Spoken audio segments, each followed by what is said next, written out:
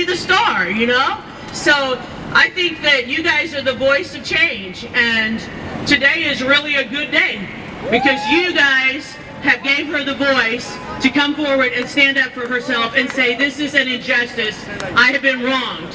And so, guess what? My husband, he loves this statement I say.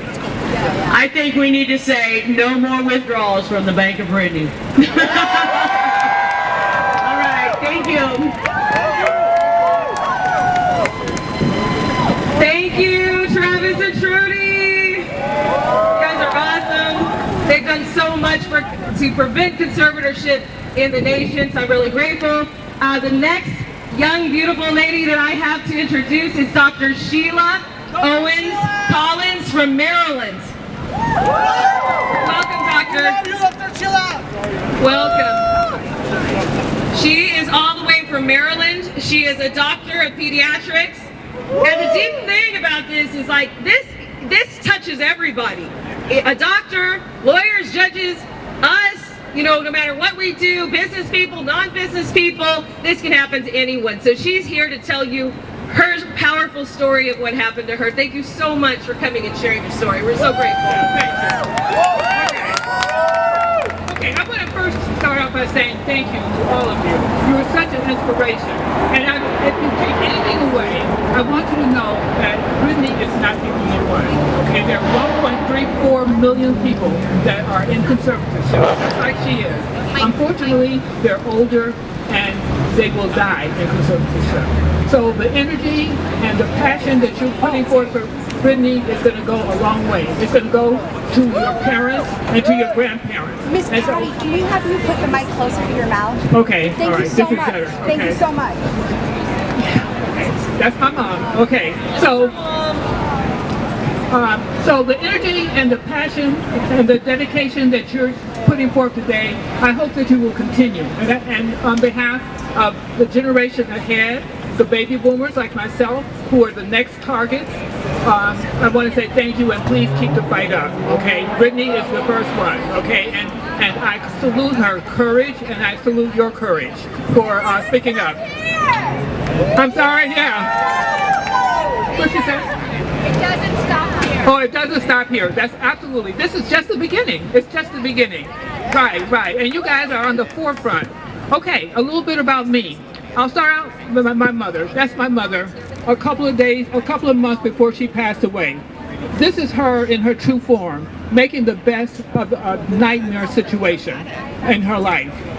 She, just a little bit of history, she was the valedictorian of her high school class, so she got a full scholarship to go to Prairie View A&M. She had met my dad, who was also the valedictorian of his class, so they met, fell in love. I don't know too many people that have two parents that were valedictorians, and so I'm very proud of that. So they met, they fall in love, they get married, they go on further in education. My father becomes a PhD, she becomes a special ed teacher, and they build a good life for their 4 children. 2 of their children, me and my brother, followed their footsteps and followed, you know, a career path that we were passionate about. My other 2 siblings did just the opposite. They made bad choices with drugs, alcohol, and they were just they lived on the margins of society. Unfortunately, they never realized the opportunities they had to turn their life around. Instead, they spent their energy angry, vindictive, jealous of me and my brother, and angry at my parents because of the choices they made. This anger grew, and as a pediatrician, I know developmental piece. I tell all of you who are parents here. Oh boy, a lot of you. Okay, my advice to you is to pay attention to the relationships between your offspring. Sibling rivalry is a normal part of development, but if it goes on too long, or if it's too deep, or if it's too protracted, you need to get help for your family, because it doesn't get better, it only gets worse. So as my sister and my brother got older, they got more vindictive, they got more angry, they got more financially dependent on my parents, and they got more destitute.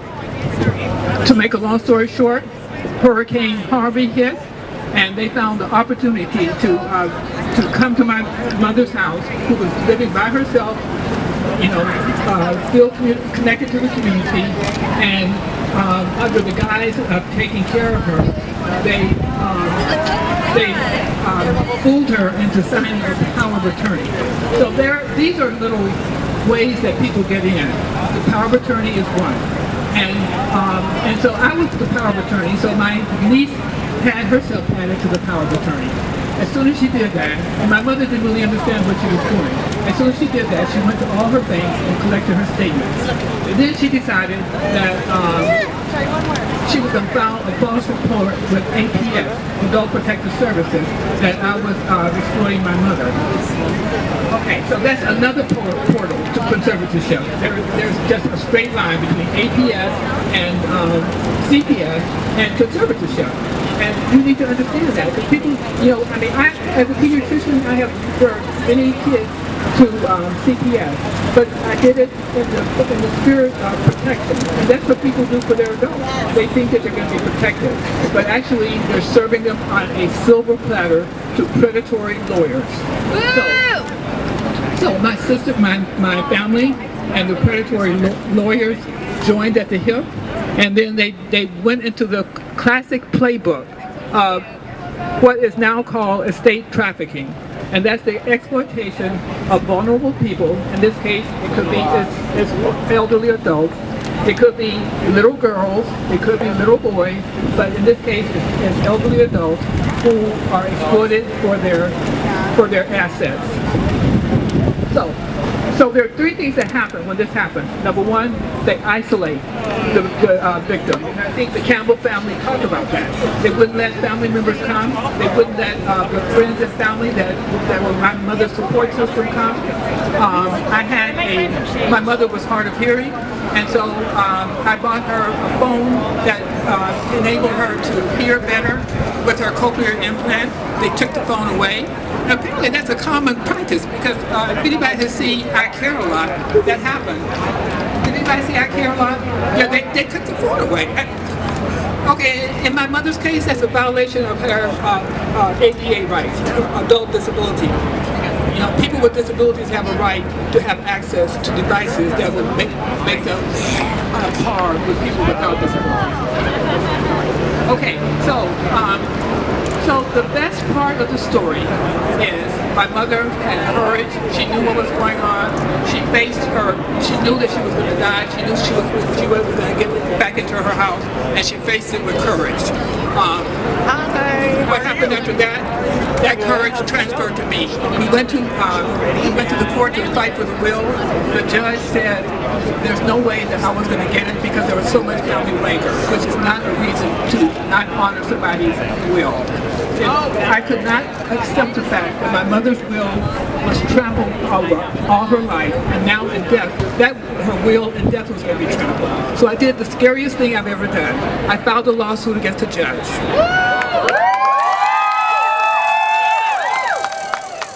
And then I filed a motion, and I did this pro se, because I couldn't find a lawyer to do it. Then I filed a motion for him to recuse himself, or he recused himself. So we got another judge, because the old judge said that I wasn't going to be conservative, and neither was my son, who was second in line. Nobody knew I was going to be conservative. They couldn't be held over me and him. So the second judge came in, and he gave the conservatorship to my son. So that is a major win. I still have the judge in, he's still in court. We're in the Fifth Circuit in Louisiana, so keep your fingers crossed, because there are a lot of issues with judges. Number one, they have too much immunity. They can do whatever they want, and they have global immunity. And so there are a lot of battles to be fought on a lot of different fields, and so I encourage you guys to learn everything that you can, follow the examples of the Campbells, and get involved, and keep up your spirit of advocacy. Thank you.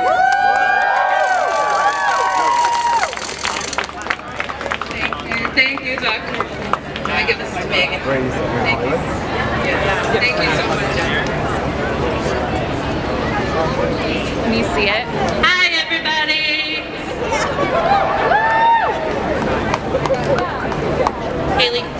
Here, I got it.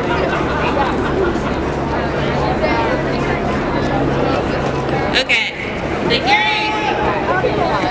hearing should be getting started in about 5 minutes, although it usually starts about 15 minutes late. So we do know that they told the people inside that if they hear or see that they will be monitoring social media, and if they see any updates coming out, they're going to kick everyone out of the room. So we may not have updates. Yeah, why the secret, right? We have a public right to know what's happening in that courtroom. Anyway, back to regularly scheduled programming.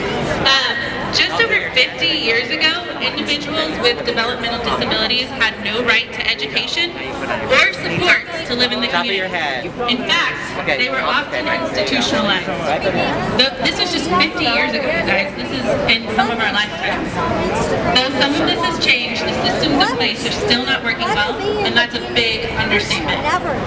Judy Mark has an adult son with autism, which led her to become co-founder and president of Disability Voices United. Really hurt, so let her. Judy was also instrumental in the passage of the self-determination law and has been active in its implementation across the state of California. Thanks for listening to one of Judy also serves as a faculty member at UCLA, teaching undergraduate courses on autism in the Disability Studies program.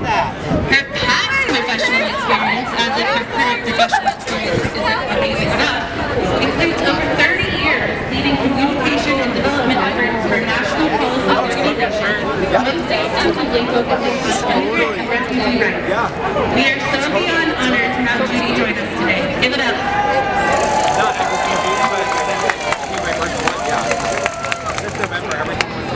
Hi, everybody. And I just call you Jacob.